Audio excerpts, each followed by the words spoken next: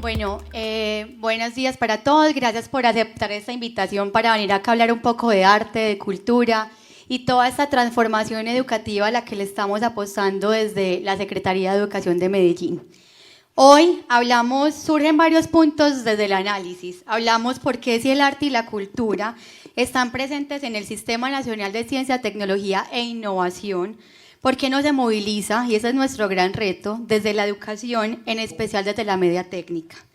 Hay que ver el colegio con su grado 10º y 11, que hoy nos acompañan muchos estudiantes, los líderes futuros nos estuvieron acompañando desde el ingreso, quienes están todo el tiempo, los invitamos a estos grandes eventos de ciudad, para que ellos empiecen a entender mucho más cómo funciona el mundo desde los eventos.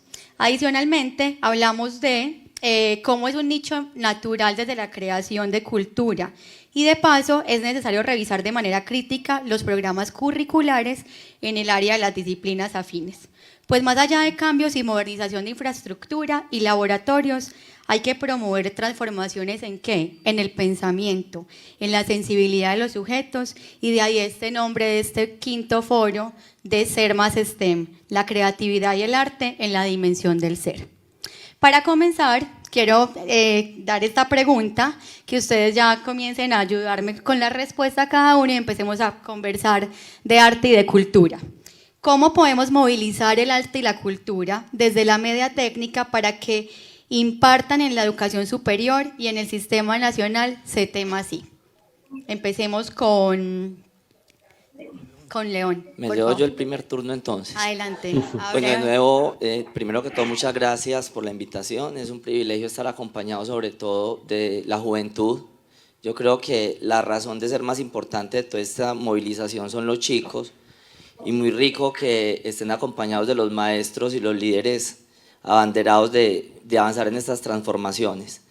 Respecto a la pregunta, creo que hay un asunto muy importante que debemos resolver desde el proyecto educativo institucional, y ahí hay un papel fundamental del liderazgo, la capacidad de liderazgo de los directivos, como un rector de un colegio, como un académico de un colegio, como incluso los profes de 10º y 11, de la media, de la técnica, toman precisamente esas banderas para abrir caminos y mostrarle a estos chicos esa conexión tan importante que hay entre el colegio, industria, profesiones, universidad y otros campos.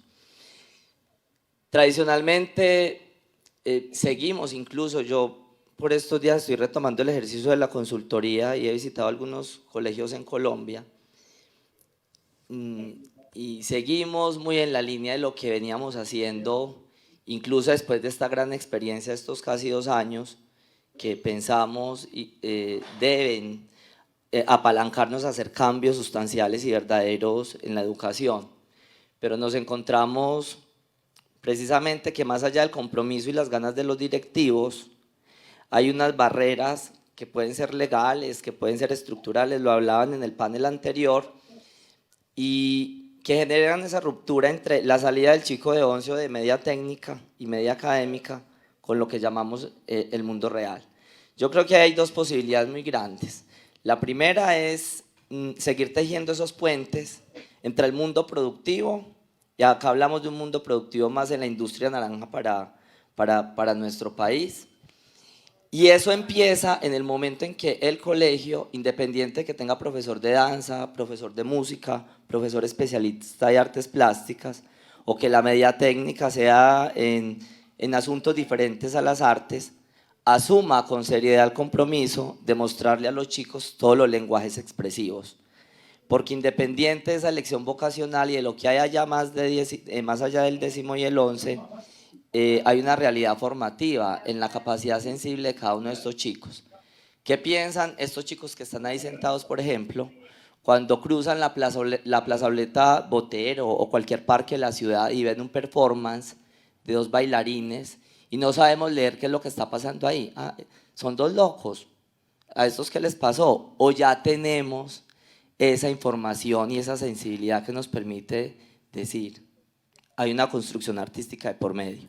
Entonces cierro esta primera participación invitando a los directivos, primero que todo, a que tejan esos puentes, a los maestros a que se atrevan, y a que directivos y maestros formemos los padres de familia, porque es verdad que si se van a hacer asuntos disruptivos en los currículos y las familias no están anticipadas, van a ser la primera objeción para poder avanzar. Gracias. Bueno, muy buenos días para todos y todas y muy feliz de estar aquí con ustedes acompañándolos en este espacio, en este evento. Yo creo que León apunta a algo muy importante y es que tenemos que construir entre todos unas opciones reales de educación, educación con mayúscula. Y claro, eso pasa por una decisión política, ¿cierto? Desde la legislación que se da para consolidar unos currículos determinados dentro de los pénsumes de la media técnica o de la formación universitaria. Pero yo creo que hay una cosa mucho más de fondo y que quizás nosotros como cultura no hemos tomado en cuenta. Y es que cada uno de nosotros, el más joven y el de mayor edad, cualquiera de los que estamos aquí, somos patrimonio. Nosotros mismos estamos llevando, cargando bellamente lo que como cultura hemos construido a lo largo de la historia. Pero resulta que hacemos una división, una escisión entre lo que hacemos dentro de la formación académica, de la media técnica o universitaria, y la vida cotidiana.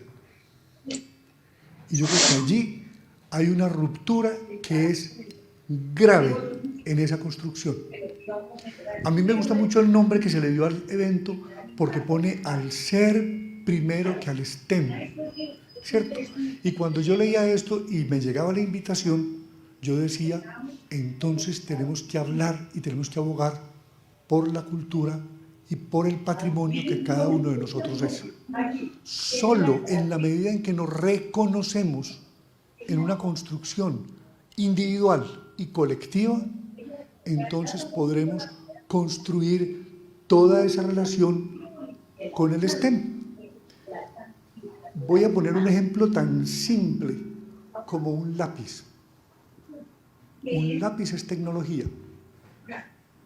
Y pensamos que solamente cuando tenemos el último modelo de computador con la mejor navegación en Internet, entonces estamos construyendo tecnología. No, nosotros a lo largo de la historia hemos podido construir múltiples procesos de ciencia, tecnología e innovación para poder ser la cultura que hoy somos. Si esa cultura la llevamos al colegio, esté o no esté dentro del currículo, la creamos nosotros como docentes o como estudiantes y la interactuamos, la interconectamos con los currículos que están estructurados, la transformación es inmediata y ni siquiera necesitaríamos esperar a que nos dieran un nuevo modelo curricular para llevar a esa media técnica o al nivel universitario todo lo que somos como cultura. Y estoy hablando de la cultura en un término muy amplio, más allá de la expresión artística.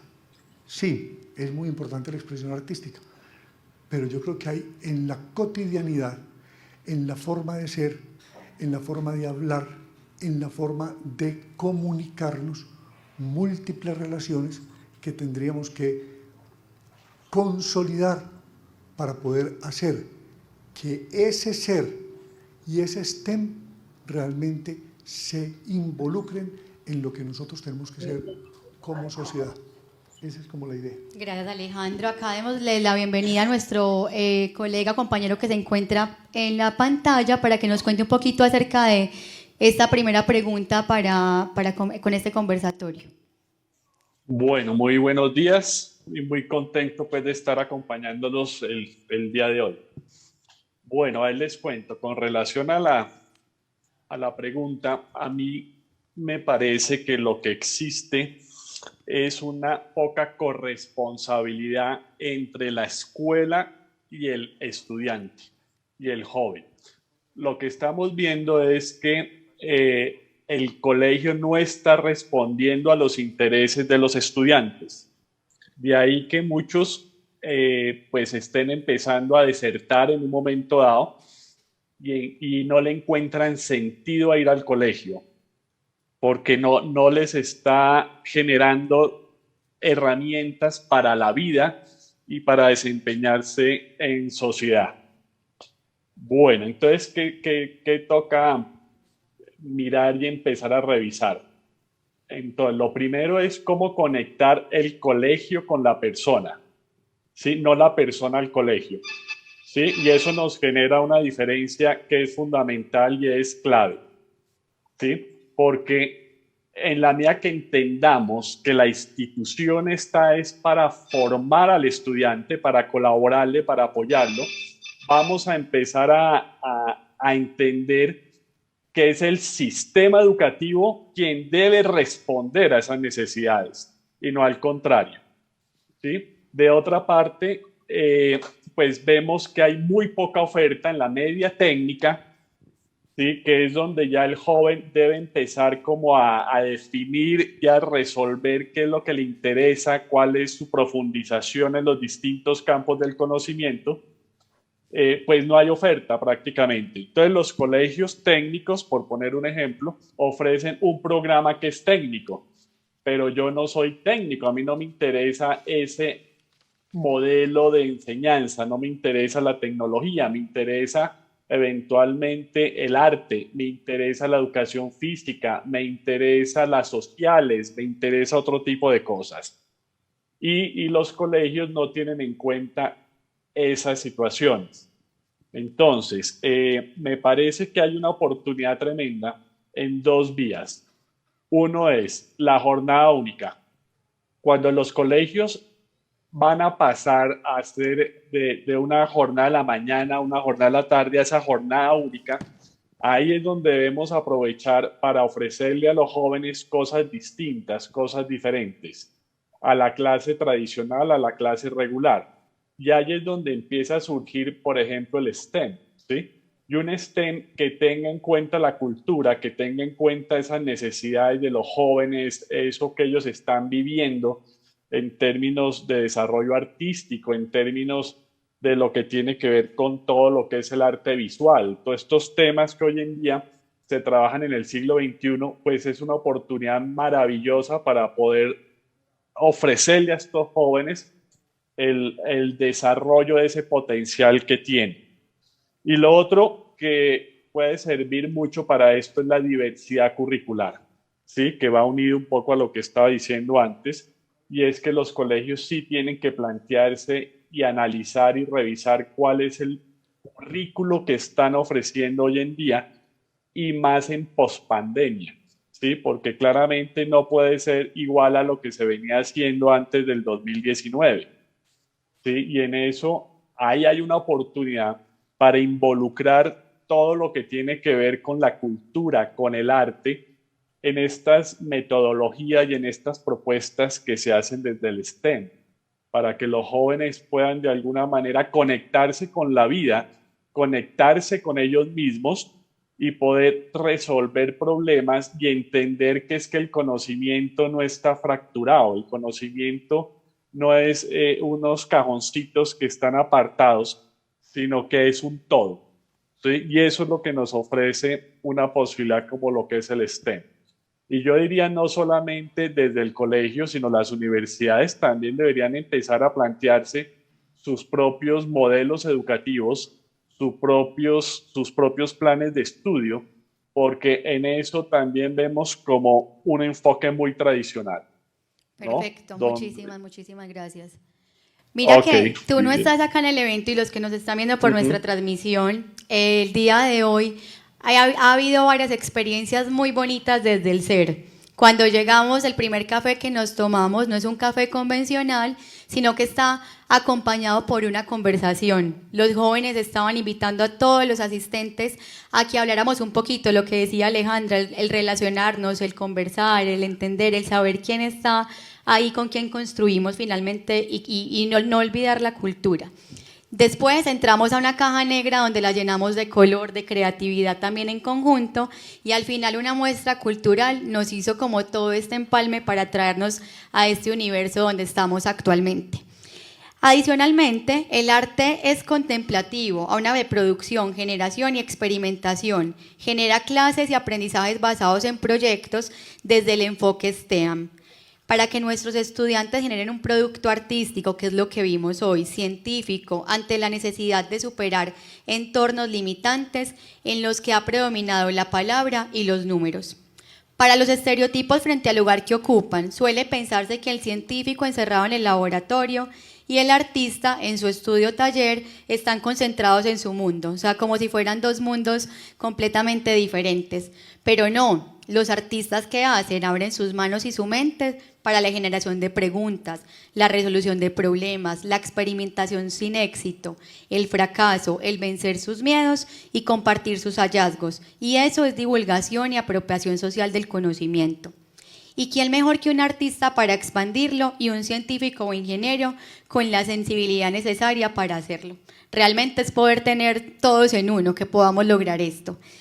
Aprovechando esta acotación que hacemos, ¿de qué forma podemos aprovechar el arte, la cultura y el enfoque STEM para la divulgación y la apropiación social del conocimiento en nuestro país? Comencemos por Alejandro.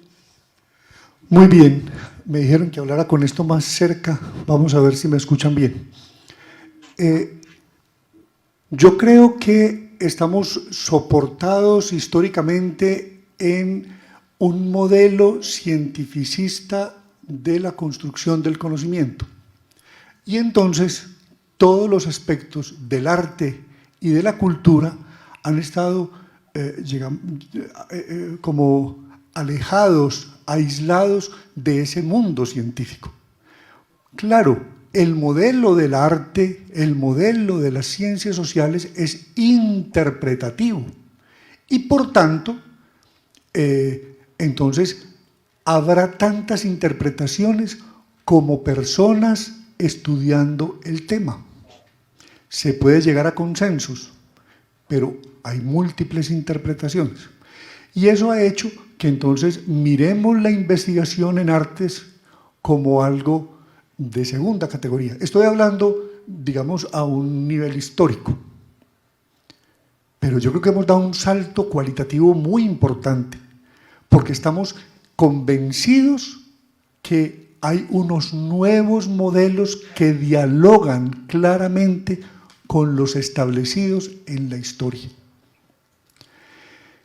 Yo aquí propongo que tengamos en cuenta el modelo de investigación-creación a partir del comentario que nos hace ella.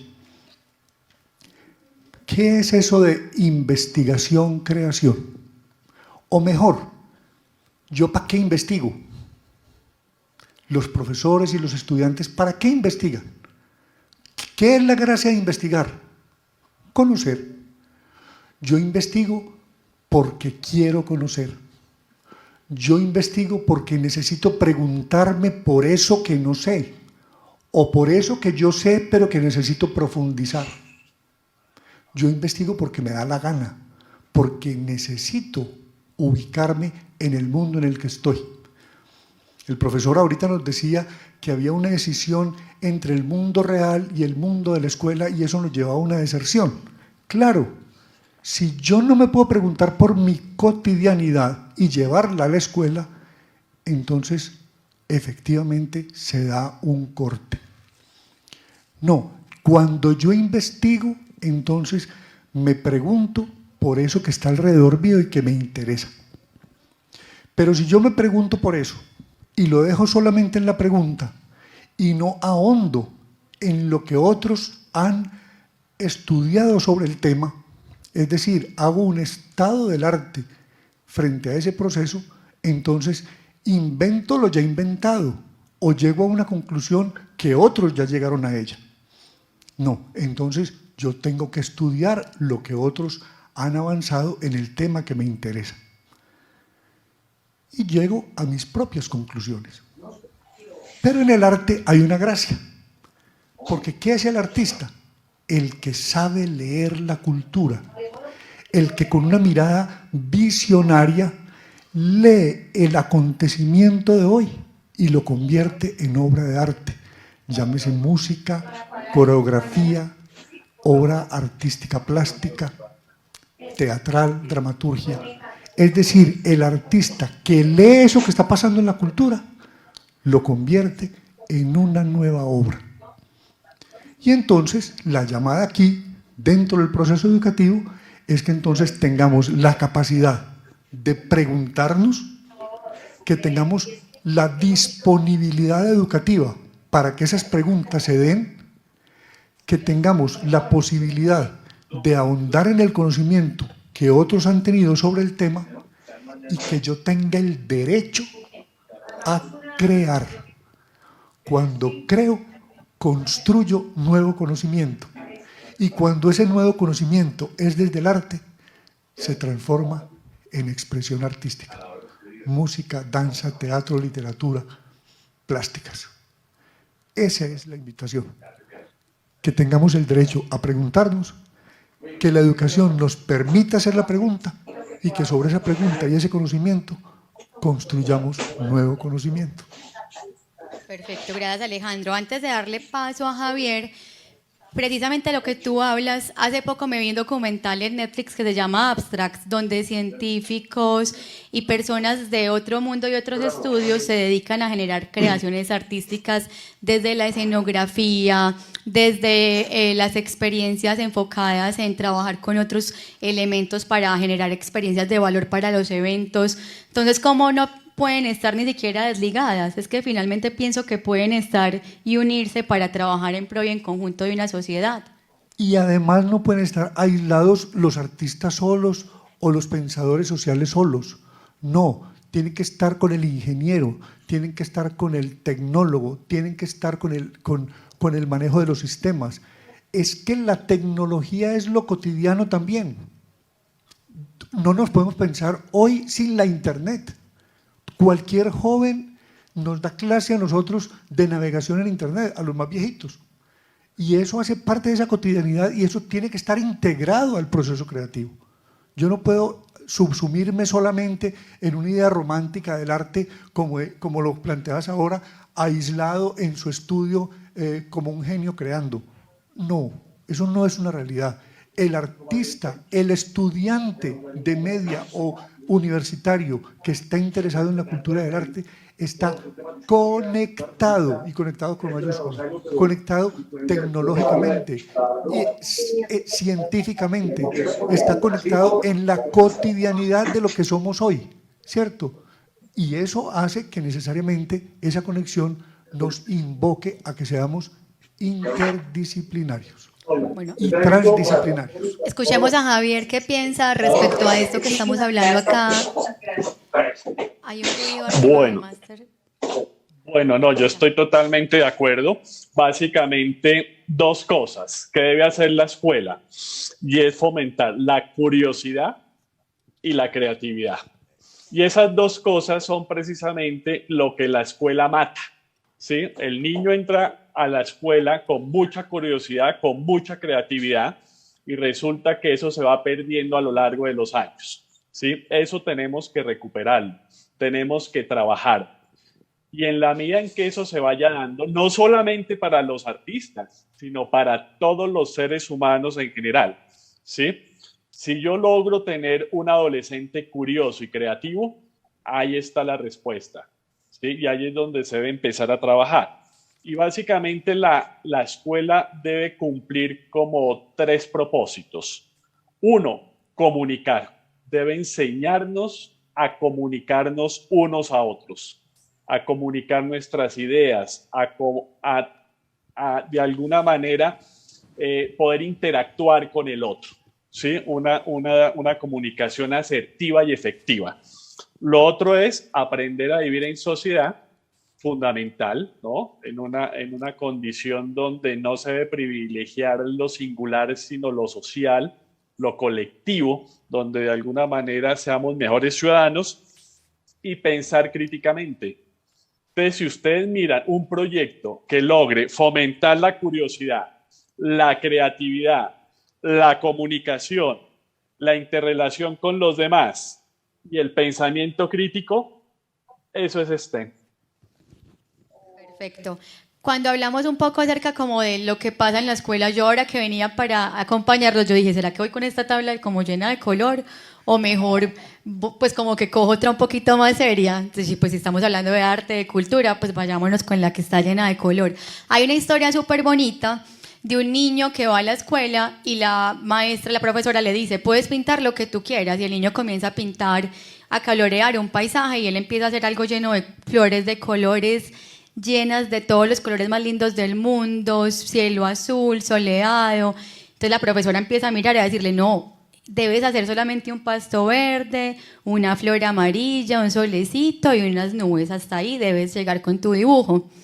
Luego él se va para otro colegio, un colegio donde lo dejan crear, soñar e imaginar lo que él quiera, y le dicen que puede pintar todo lo que él quiera. Cuando él comienza a pintar, efectivamente hace su primer dibujo, el que aprendió en la anterior escuela. Entonces, hablando un poco como de lo que la escuela y el colegio, las instituciones educativas nos deben entregar, y también nos deben decir que las inteligencias, hablar de inteligencias múltiples, de no solamente el que es más teso en matemáticas, es el número uno, sino que también le va muy bien liderando en conversaciones, ese que resalta y que se resalta entre sus compañeros de otra manera, es a lo que le debemos también apostar para visibilizarnos. Así que ahora sí, León, cuéntanos porfa tu punto de vista. Bueno, yo quiero para ese punto de vista mirar un poco los rostros de estos chicos y quiero hacerles una pregunta. ¿Quién de ustedes quiere ser médico? Levante la mano. O levántese. No hay ningún médico acá, Ya, médico alguien potencial levantó la 1. mano, sí, ¿Y quién levántate. quiere ser diseñador? O publicista, diseñador de interiores. O De moda. bailarín, músico. A ver, los músicos, levanten la mano.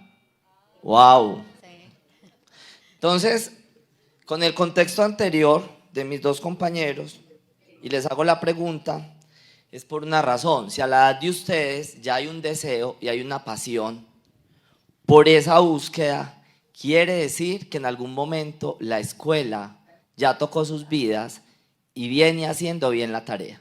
Creo que ese es el punto entre cómo hablamos de la sociedad del conocimiento y cómo las artes aportan a sistematizar, a divulgar, a comunicar. Y hay un punto de arranque entre el conocimiento y la vida del estudiante, y es, ¿qué es lo que usted desea? ¿Qué es lo que usted quería hacer con su vida a sus 15, 14, 16 años? Y si ya hay respuestas que les dan vía por ese plan de vida, ya hay un adelanto muy importante. Y ahí vienen las artes, y entendía las artes desde la pregunta que también les hacía, por una razón muy sencilla. No todos tienen que ser músicos, y no todos tienen que ser médicos, y no todos tienen que ser ingenieros.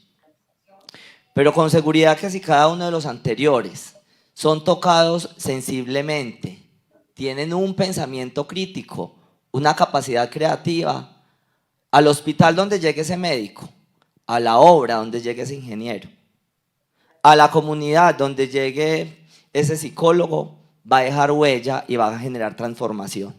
Entonces yo creo que hay un tema entre la didáctica y la mediación desde las artes, que eso lo hacemos los profes, lo debemos hacer los que planificamos también los currículos y capacitamos nuestros maestros a la hora de medir si eso está impactando la vida de estas generaciones de esa manera. Entonces creo que hay una conexión que es directa.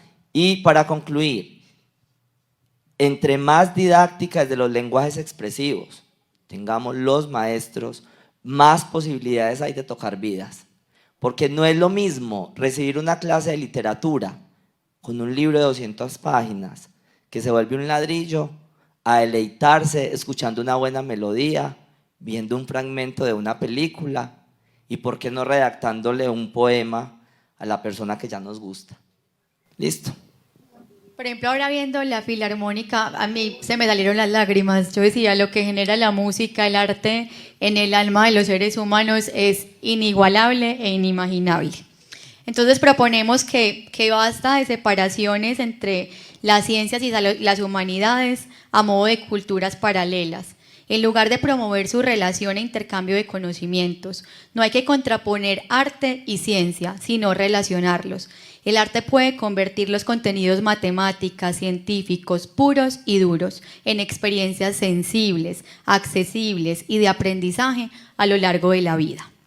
No solo necesitamos egresados de colegio y universidades con amplio conocimiento algorítmico, de análisis de datos, prototipos y un pensamiento científico muy estructurado, sino ciudadanos y artistas en potencia de mente amplia, éticos, responsables, empáticos, con valores y principios, emprendedores y sujetos de derechos y deberes.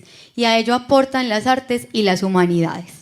Si bien la teoría constructivista de Piaget promueve que el aprendizaje nace a partir de los conocimientos previos y de la actividad, algo así como se aprende lo que se hace, vale decir que se aprende lo que siente el alma. ¿Ustedes creen que se aprende lo que siente el alma? Se siente y se vive. Se siente y se vive. ¿Tú qué dices, León? Se vibra y se transforma y se va a la eternidad. ¿Y Javi qué dice allá? Pues mira, yo no sé si el alma o no, ¿no? Pero Sí. sí hay un factor que se llama el elemento, ¿no? Ya hay un Ajá. psicólogo, Kevin Robinson, que ha trabajado mucho eso, y cada uno de nosotros tiene un elemento que es una vocación, que es algo que hace que nosotros disfrutemos lo que hacemos, le dediquemos horas y horas y horas, ¿no? Y eso es lo que la escuela tiene que rescatar. ¿Cuál es el elemento de ese joven, de ese niño, para que pueda potencializarlo y que pueda tener una vida que responda, digamos, a su propio elemento? Pero yo le complementaría algo, porque a veces cuando uno está muy jovencito no se da cuenta lo que quiere todavía, no lo ha descubierto. Y a veces una experiencia, la más simple del mundo, lo transforma a uno. Es decir, le abre esa capacidad de entender que hay un interés y hay una capacidad. Y yo creo que la escuela tiene que ser la primera en posibilitar esa experiencia para cada estudiante. Y no puede ser de forma masiva, tiene que ser de forma individual. Y por eso los docentes tenemos que estar atentos a saber escuchar a cada estudiante. Perfecto, entonces, ¿cómo creemos que se puede lograr desarrollar el pensamiento creativo en la media técnica para que sea una ventaja innovadora y competitiva para el estudiante universitario? ¿Ustedes cómo creen que esto podría funcionar? Empezaremos con León, porfa. Voy a empezar por donde terminó mi compañero y tiene que ver con la capacidad de escucha. Yo creo que el primer elemento es saber mediar entre lo que estos chicos quieren y necesitan y lo que la escuela sabiamente puede ir ofreciendo. Porque también me pongo en el rol del maestro, 45 chicos en décimo, cada uno con sus particularidades, cada uno con su nivel de familia, unos que sí, otros que no, y ahí es donde al maestro se le pone para arriba, complacer al total de los 45, ¿cierto? Pero si hay un punto de la mediación que debe permitir que por lo menos la mayoría sean impactados desde la escucha. Y ahí hay que hacer un trabajo pues, bien importante en términos de cómo la propuesta curricular se viene convirtiendo en un estado de co-creación. Es decir, ese plan de estudio está inerto, cerrado, es un documento ahí quieto, los profes lo redactan y los coordinadores lo revisan, o es un plan de estudio que ya se está abriendo a que estos chicos propongan, por ejemplo, como la cátedra del arte conceptual o de las músicas contemporáneas, y voy a decir algo, como la música popular o el reggaetón podrían generar pensamiento crítico y pensamiento creativo desde una mediación pedagógica. Porque lo que no se analiza desde la mediación pedagógica puede ser superficial, y ahí es donde está el rol del maestro. Entonces creo que hay un elemento que, estoy convencido que hay un elemento que es fundamental, cómo conecta el maestro con el estudiante.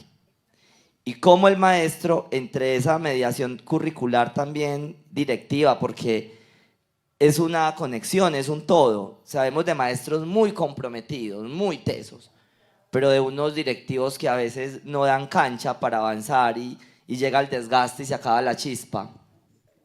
O estudiantes con muchas ganas de avanzar por su edad, por sus características, de pronto hacemos las lecturas equivocadas y en vez de potenciarlos los estancamos.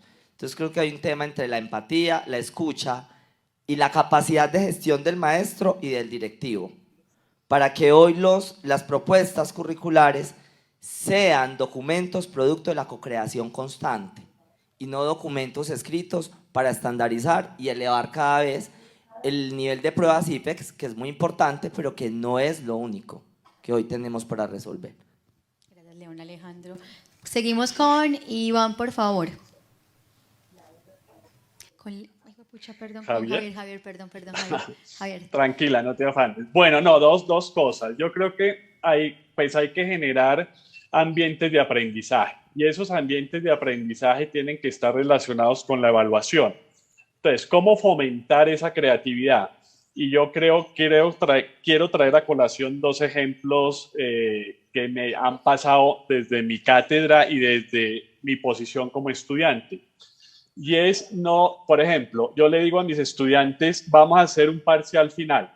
¿Y cuál es el parcial final? Demuéstreme lo que usted aprendió. ¿Y cómo se lo demuestro? Como usted quiera. Y fíjate que ese experimento me ha traído que los estudiantes empiezan, pero no, dígame cómo le demuestro. Le hago un ensayo, le hago una presentación en PowerPoint.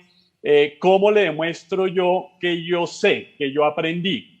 Le digo, pues usted hágalo libremente. Usted lo que tiene que hacer es demostrar. ¿Y qué pasa? Que los estudiantes terminan diciendo, no, ¿sabe qué? Mejor hágame una prueba escrita. Deme usted las 2 o 3 preguntas y yo le respondo el examen.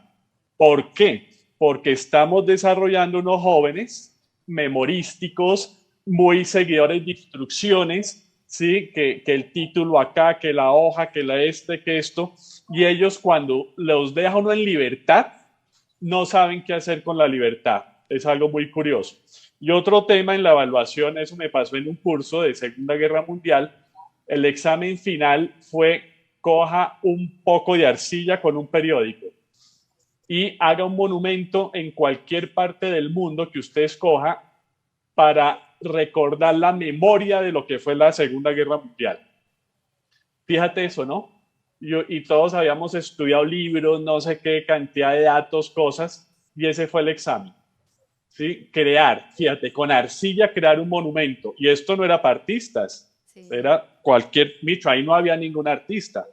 Entonces yo sí creo que la evaluación tiene mucho que ver, las metodologías que se utilizan, y hay que dejar más libertad para que el joven pueda expresarse libremente y no tan condicionado como lo tenemos en la escuela y aún en la universidad. Javier, pero ¿quiénes te han sorprendido en ese primer examen que les pones? ¿Quiénes te han traído cosas maravillosas que tú dices, no, definitivamente lo logré? Cuéntanos una de esas, por favor. Claro, mira, te cuento, por ejemplo, un músico, sí, un rockero, y me dijo, yo puedo traerle con mi guitarra eléctrica, presentarle un performance, un trabajo que yo quiero hacer sobre un tema que estábamos trabajando. Y le dije, pues hágalo, usted mire a ver cómo lo logra. Bueno, pues llevó su guitarra eléctrica y cuando empezó con ese rockero y empezó a cantar su expresión, su trabajo, que se le notaba la motivación, y me dijo, ¿sabe qué? Es la primera vez en la escuela que me reconocen el hecho de yo ser rockero y que eso tiene un sentido y que eso yo transmito a través del rock, ¿sí? Y usted lo logró. Y me dice, nunca lo voy a olvidar, porque usted parte, digamos, de mi interés, ¿no? Entonces, fíjate eso, y fue una cosa de él, digamos, ese era su interés. Sí, sí, qué bonito eso, gracias, sí, gracias Javier. Ahora Alejandro, sí, cuéntanos, porfa. Con el ejemplo que él da, yo quiero contar mi ejemplo, y esto es a nivel universitario. Yo dicto un curso que se llama etnomusicología. Etnomusicología es el estudio de la música en la cultura. Es decir, ya no es solamente el hecho musical sonoro, la formación melódica, rítmica, armónica, sino cómo yo entiendo esa música, esa canción, dentro de una cultura y una época determinada. Y entonces se me ocurrió también alguna vez darles un chuzón duro a los estudiantes, porque siempre están esperando que uno les diga exactamente qué es lo que tienen que hacer. Entonces uno les da el conocimiento, se los entrega, etcétera, etcétera, y se dialoga con ellos, pero a la hora de la evaluación siempre esperan que uno les diga qué tiene que hacer. Y una vez se me ocurrió entregarles una canción, la más sencilla del mundo. Yo a mi papá lo quería, pero no lo quiero más, porque alentado trabaja y usted no sabe qué hacer, etcétera, etcétera. ¿Alguien la conoce? Estoy seguro que ninguno. Es un romance de Gualí, es un canto ritual del río Atrato que cantan las mujeres ancianas para despedir cuando un niño menor de 7 años se muere. Eso es un romance. Y no es un canto triste, sino que es un canto alegre porque murió el niño y nació un angelito. Es de la cultura negra del Atrato. Y se los entregué, les dije, me tienen que hacer la partitura. Les entregué la grabación. Y luego les dije, bueno, ya ustedes lo conocen, hicieron la partitura, saben qué melodía tiene, qué armonía es, cuál es el ritmo, tienen todo lo musical. Ahora hagan lo propio, es de ustedes. ¿Cómo quieren que suene? Que suene a lo que a ustedes les gusta, que suene a lo que a ustedes sientan. ¿Y saben qué me resultó? Me resultó un reggaetón, me resultó una canción de rock, me resultó salsa, me resultó un vallenato de esa misma canción. Es decir, cada quien construyó lo que tenía en su interior y lo transformó en lo que le gustaba. Divino. Eso es. Y entonces, respondiendo a tu pregunta muy sucintamente, yo puedo decir que la única opción que tenemos en esa construcción es un diálogo horizontal. Es la única forma entre docentes y estudiantes, entre docentes, directivos y estudiantes. Ese diálogo horizontal permite crear y que la creación que se da esté acorde con las necesidades de la sociedad y del estudiante en su época y en su momento determinado. El problema es cuando es así vertical, porque esa verticalidad entonces lo que hace es condicionar todo el tiempo. Usted tiene que lograr este objetivo porque esto es lo que se tiene que hacer. No, cuando hay una co-creación, como decía mi compañero, y hay un diálogo horizontal, se llega a los contenidos que se necesitan, pero soportados en una narrativa y en una contextualización propia de quien está en construcción.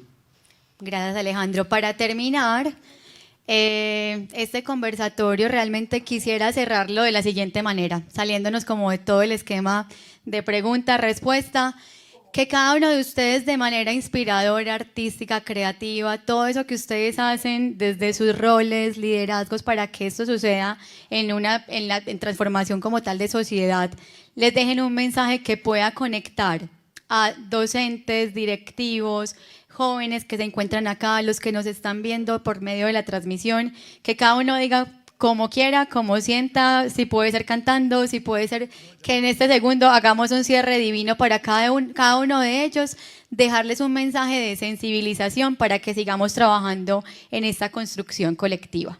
¿Arranco yo? Arranca Alejandro, por favor. Bueno, es muy simple lo que yo pienso, y es que la única alternativa que yo veo para construir este país y dentro de la construcción del país, la educación, es que nos demos el permiso de ser nosotros mismos en todo lo que tenemos, lo bueno y lo malo. No podemos llegar a pensar que es que somos una sociedad violenta y que solamente nos quedamos ahí, o que somos una sociedad desordenada, o que somos una sociedad, un término que me parece a mí terrible, que es inculta. No, nosotros somos un legado histórico que hemos construido a lo largo de milenios, porque siempre pensamos en la construcción de este país desde el descubrimiento de América, y eso es falso. Nosotros somos una construcción milenaria, antigua, Los pueblos indígenas que habitaron y que siguen habitando este territorio son parte integral, intrínseca de lo que somos como cultura. Seamos nosotros mismos, no nos dé miedo ser nosotros mismos, encontremos nuestros propios caminos, nuestras propias pedagogías, nuestras propias necesidades y desde esas necesidades construyamos las respuestas que necesitamos para nosotros mismos. Yo creo que ese es el camino. Gracias, Alejandro. Bueno, Javier, por favor, ya construyó ahí una súper mega obra de arte. Por favor, ¿cierto? La esperamos atentos. No tanto. Pero sí yo quisiera 3 cosas, digamos, para la vida. Uno, como ya lo dijo el colega, rebelarse frente a lo que no es lo mío, ¿sí? Tenemos que ser rebeldes y tenemos que ser lo que somos y quién somos, y sobre esa base defenderlo, lucharlo y actuar en consecuencia, ¿no? Lo segundo es jugar mucho, nunca dejar de jugar. A cualquier edad tenemos que estar jugando, eso nos hace la vida mucho más agradable, más risueña, ¿sí? Incluso en los mismos conflictos, ¿no? La resolución de conflictos, hombre, juguemos, miremos, tomemos esto divertido, pongámonos de acuerdo, en fin, jugar mucho, que además no cuesta nada, y soñar, fíjate, ¿no? Entonces yo diría, hay que rebelarse, hay que jugar y hay que soñar. Perfecto, súper. Y eso es lo, digamos, lo que podríamos dejarle a los jóvenes. Gracias, Javier. Y Yo creo que León, ahí estamos más que conectados. Y el asunto es muy sencillo. Si nosotros nos vamos a morir y nos, Por Dios. y nos podemos Javier se despedir, está perdiendo acá. y nos podemos despedir, en esa despedida, lo más importante que nos podemos llevar es que dejamos huella. Y esa huella solo se consigue si usted lo que hace lo vive con pasión y lo vibra con pasión. En ese orden de ideas, las artes pueden ser y deberían ser el mejor regalo que nosotros como mediadores, aparte de todo lo otro que hacemos, podamos llevar a las aulas de clase. Entonces, ahí está, hay que rebelarse a veces, casi siempre, hay que ser a veces pese al sistema, hay que hacer las cosas que no nos gustan, pero logran identificar dónde y cómo van a vibrar para que sus vidas valgan la pena. Yo creo que ese es el acto creador más importante. Un aplauso para ustedes. Entonces, pasión y amor por lo que hacemos, revelarnos, jugar. Gracias por todos estos mensajes que nos dejan en este auditorio, que le deja a cada uno de estos seres humanos que nos acompañan hoy, y esperamos que cada uno se haya llevado esa llamita que acá pretendemos que pase, que cada uno se lleve con ustedes lo que quieren hacer y que acá abran las puertas del mundo y del universo que está ahí en sus manos todo el tiempo. Muchísimas gracias por acompañarnos en este conversatorio. Gracias, Javier, que estés muy bien. Así es.